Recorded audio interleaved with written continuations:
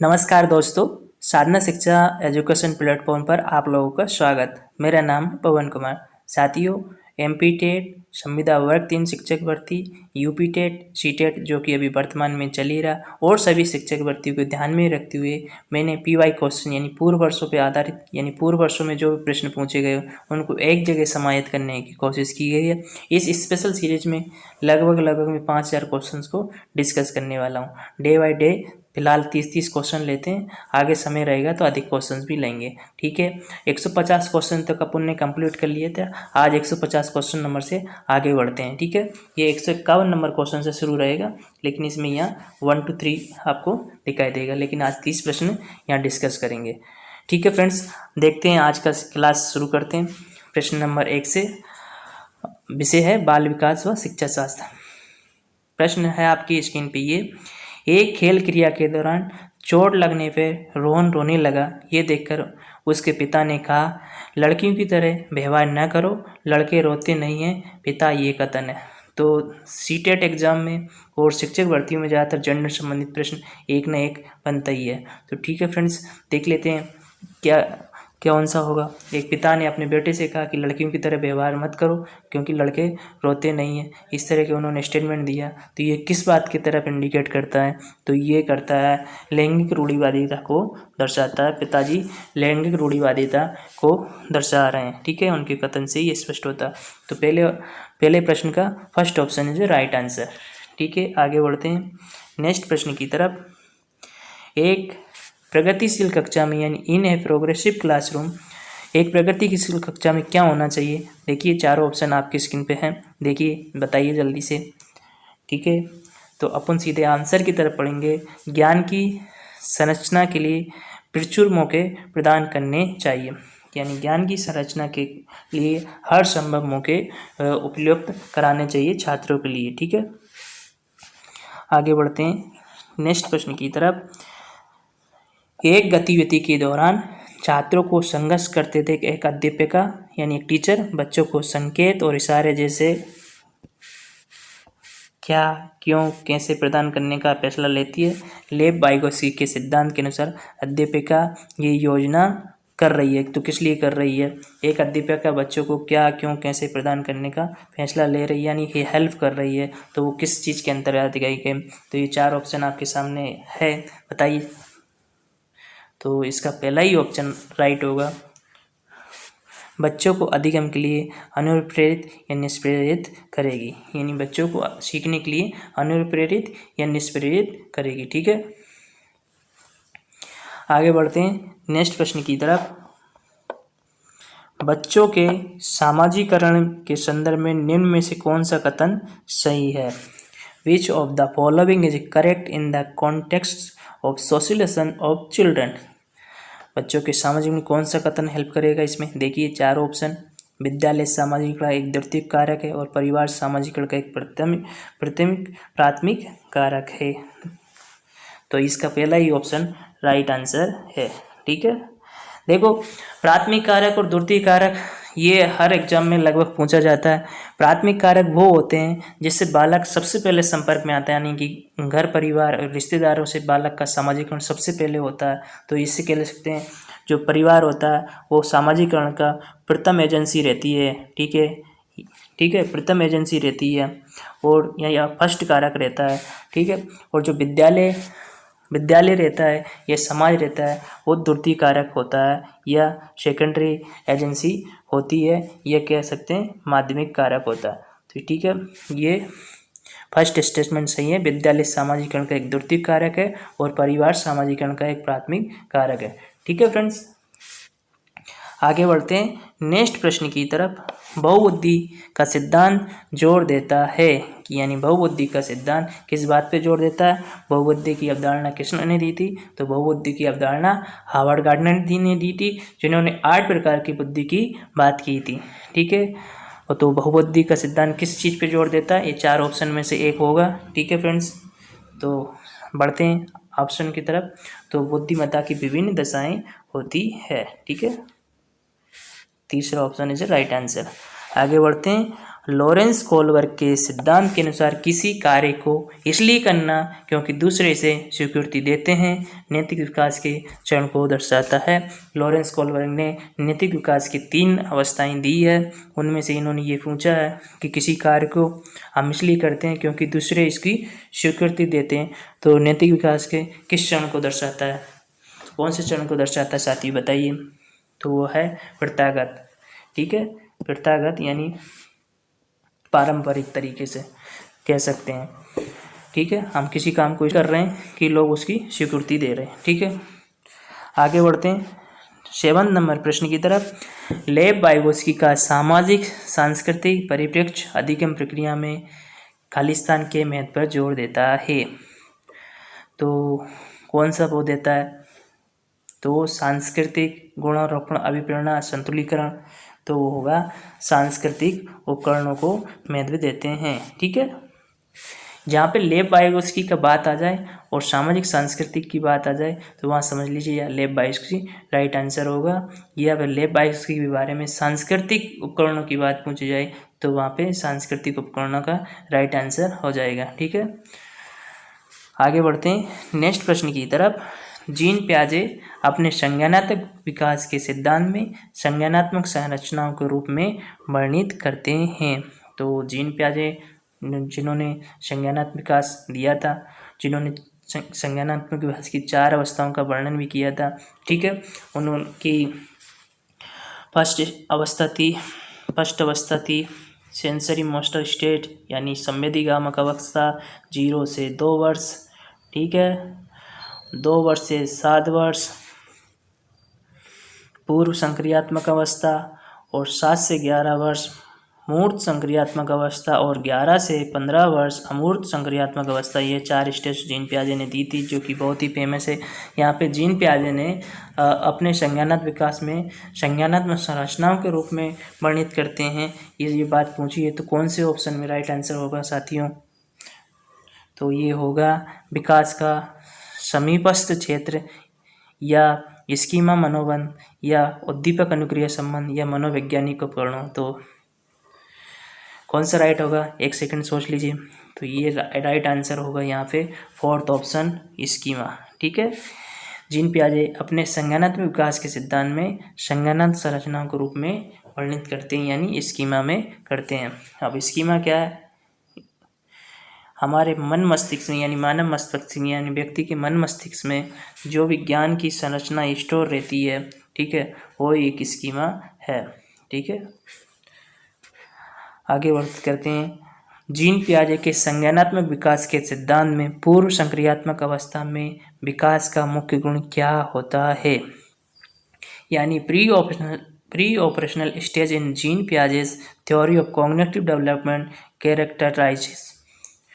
तो बताइए जीन पियाजे के संज्ञानात्मक विकास के सिद्धांत में पूर्व संक्रियात्मक यानी प्री ऑपरेशनल स्टेज में क्या होता है, विकास की कौन सी रहते हैं? तो 4 ऑप्शन आपके स्क्रीन पे ये देख लीजिए। तो इसका राइट आंसर होगा विचार सोच में विकेंद्रीकरण। ठीक है, दूसरा ऑप्शन राइट आंसर होगा यानी कि पूर्व संक्रियात्मक अवस्था में विचार सोच में विकेंद्रीकरण, ये ऑप्शन राइट होगा। ठीक है, सेंट्रलाइजेशन इज थॉट। आगे बढ़ते हैं नेक्स्ट प्रश्न की तरफ। विकास के संदर्भ में निम्न में से कौन सा कथन सही है? तो कौन सा कथन सही है विकास के संबंध में? तो विकास के संबंध में सबसे बेटर ऑप्शन यही है, विकास बहुआयामी होता है। Development is multi dimensional. ठीक है, विकास बहुआयामी होता है, बहु प्रकार से होता है विकास। ठीक है, ये बात सही है बिल्कुल। ठीक है, विकास एक ही तरीके से नहीं, विकास कई तरीके से होता है यानी बहुआयामी तरीके से होता है। ठीक है, तो 4th option is right answer. आगे बढ़ते हैं नेक्स्ट प्रश्न की तरफ। जन्म से किशोरवस्था के बच्चों में विकास किस क्रम से होता है? यानी सीक्वेंस बताना, बालक के जन्म से लेकर किशोरावस्था के बालक का विकास किस क्रम में होता है। बिल्कुल देख लीजिए किस क्रम में होता है। तो इसका पहला ही ऑप्शन राइट होगा। बिकॉज क्यों राइट होगा? जीन पियाजे ने बताया था कि कि बालक का विकास सबसे पहले सांवेदिक यानी सेंसरी मोटर यानी सेंसर से होता है। बालक पहले सूंघता है, स्पर्श करता है, यानी इंद्रियों के माध्यम से वो लर्न करता है, ठीक है। तो उसको सेंसरी स्टेज कह सकते हैं या सांवेदिक अवस्था कहते हैं। इसके बाद वो इंद्रियों के माध्यम से सीखने से, स्पर्श करके, सूंघ के, खा के, इस तरह सीखने के बाद फिर वो मूर्त तरीके से विकास होता है, यानी बालक के जो मूर्त वस्तुएं हैं उनके संपर्क आने के बाद उनसे अधिगम करता है, ठीक है। जैसे किताब है तो किताब के बारे में सोचेगा, समझेगा। कोई वस्तु है तो वस्तु के बारे में लोग बता देंगे कि हाँ ये टीवी है, ये पंखा है, ये इस तरह, तो मूर्त वस्तुओं से अधिगम करेगा। फिर इसके बाद बालक के अंदर अमूर्त चिंतन आता है, यानी फिर उसके बाद में उसकी वस्तु के प्रति उसकी अवधारणा भी बनती है। तो इस तरह बालक का विकास पहले इंद्रियों के अध्ययन से यानी सांवेदिक तरीके से होता है, फिर मूर्त होता है और फिर अमूर्त होता है। इसलिए first option is a right answer, ठीक है। आगे बढ़ते हैं नेक्स्ट प्रश्न की तरफ। एक प्रगतिशील कक्षा में विभिन्नताओं को किस प्रकार देखा जाना चाहिए, यानी कि एक प्रगतिशील individual difference in a progressive classroom should be treated as. तो एक प्रगतिशील कक्षा को व्यक्तिगत विभिन्नता को किस प्रकार देखें, देखिए 4 ऑप्शन। तो इसका राइट आंसर होगा अध्यापन अधिगम प्रक्रिया की परियोजना के लिए एक महत्वपूर्ण है, यानी कि एक प्रगतिशील कक्षा में व्यक्तिगत विभिन्नताएं का उद्देश्य यह है अध्यापन important for planning of teaching learning process, यानी टीचिंग लर्निंग प्रोसेस के लिए व्यक्तिगत विभिन्नताएं बहुत इम्पोर्टेंट है। तो इसलिए 12वें प्रश्न का राइट आंसर चौथा है, ठीक है फ्रेंड्स। आगे बढ़ते हैं नेक्स्ट प्रश्न की तरफ। एक समावेशी कक्षा में खाली स्थान पर जोर होना चाहिए। In an inclusive classroom emphasis should be on, यानी एक समावेशी कक्षा में किस बात पर जोर होना चाहिए, समावेशी की बात पूछी गई है। तो देखिए, तो यहाँ पर हर बच्चे के सामर्थ्य को अधिकतम करने के लिए अवसर प्रदान करने चाहिए, यानी प्रत्येक बच्चों को महत्व देना चाहिए और उनके सामर्थ्य को अधिक से अधिक वो कर सकें, यानी अपना अधिक से अधिक अधिगम कर सके, उनके लिए हर संभव प्रयास करना चाहिए। तो 4th option is a right answer, ठीक है। दिव्यांगजन अधिनियम 2016 के अनुसार निम्न में से किस शब्दावली का प्रयोग उपयुक्त है, ठीक है। तो ये दिव्यांगजन आप लोग सभी जानते हैं, हमारे प्रधानमंत्री नरेंद्र मोदी जी ने ये कानून बनाया, यानी हमारी भारत सरकार ने कानून बनाया, अधिनियम है 2016। उसके अनुसार जो विकलांग बालक थे, अभी तक जो विकलांग शब्द का यूज किया जाता था उसको बैन कर दिया, वो एक कानूनी अपराध के अंतर्गत आ गया।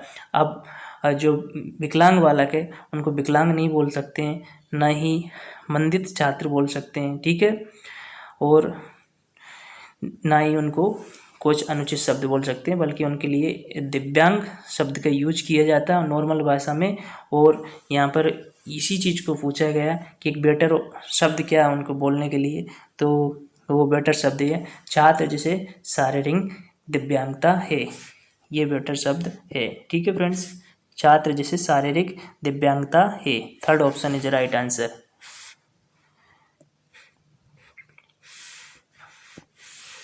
नेक्स्ट प्रश्न है, अधिगम कठिनाइयों से जूझते छात्रों की ज़रूरतों को संबोधित करने के लिए एक अध्यापक को क्या नहीं करना चाहिए, यानी अधिगम करने में कुछ बालक जूझते रहते हैं, परेशान रहते हैं, उनको संबोधित करने के लिए एक अध्यापक को एक एक्टिविटी नहीं करना चाहिए 4 ऑप्शन में से, ठीक है। तो वो एक्टिविटी कौन सी है, वही चीज़ पूछा है, बताइए मित्रों। तो वो एक्टिविटी ये है कि शिक्षा शास्त्र और आकलन को जटिल संरचनाओं का प्रयोग, यानी कि टीचर को कोई बालक अगर अधिगम प्रक्रिया करने में जूझ रहा है तो उसको शिक्षा शास्त्र और आकलन की जटिल प्रक्रिया यानी जटिल तरीके से नहीं पढ़ाना चाहिए, बल्कि सरल माध्यम से अधिगम कराने की कोशिश करना चाहिए। अगर उसको उस विधि से अधिगम नहीं कर रहा है तो दूसरी विधि चेंज करके करना चाहिए। पढ़ाने की विधि में लचीलापन लाना चाहिए, ठीक है। तो ऊपर के 3 चीज़ें करना चाहिए, देख लीजिए। दृश्य श्रव्य सामग्री का इस्तेमाल करें, ठीक है। संरचनात्मक शिक्षा शास्त्रीय उपागमों का इस्तेमाल करें। व्यक्तिगत शैक्षिक योजना बनाएं, लेकिन उसको शिक्षा शास्त्र और आकलन की जटिल संरचना का प्रयोग नहीं करना चाहिए। ठीक है फ्रेंड्स, इसलिए इन्होंने नहीं पूछा था, तो ये fourth option is right answer. आगे बढ़ते हैं। Is the primary identify feature of the creativity, यानी सृजनात्मक की पहचान प्रमुख लक्षण क्या होगा, यानी सृजनात्मक की पहचान के लिए प्रमुख लक्षण क्या है, यानी सृजनशील व्यक्ति की प्रमुख पहचान का लक्षण क्या है, तो अपसारी चिंतन। ठीक है, सेकंड ऑप्शन राइट होगा। ठीक है, सृजनशील व्यक्ति में अपसारी चिंतन रहता है। ठीक है, आगे बढ़ते हैं नेक्स्ट प्रश्न की तरफ। विविध पृष्ठभूमियों के अधिगमकर्ताओं को संबोधित करने हेतु एक अध्यापक को, यानी विभिन्न प्रकार की पृष्ठभूमि की जो अधिगमता या बालक, विद्यार्थी, शिक्षार्थी आते हैं, उनके लिए एक अध्यापक को क्या करना चाहिए उस स्थिति में। देखिए, तो उस स्थिति में विविध विन्यास से उदाहरण लेने चाहिए। ठीक है, draw example from diverse setting. ठीक है, तो सेकेंड ऑप्शन राइट आंसर। ठीक है, आगे बढ़ते हैं नेक्स्ट प्रश्न की तरफ। समस्या समाधान क्षमताओं को किस प्रकार सुसाध्य किया जा सकता है, यानी problem solving abilities can be facilitated bye.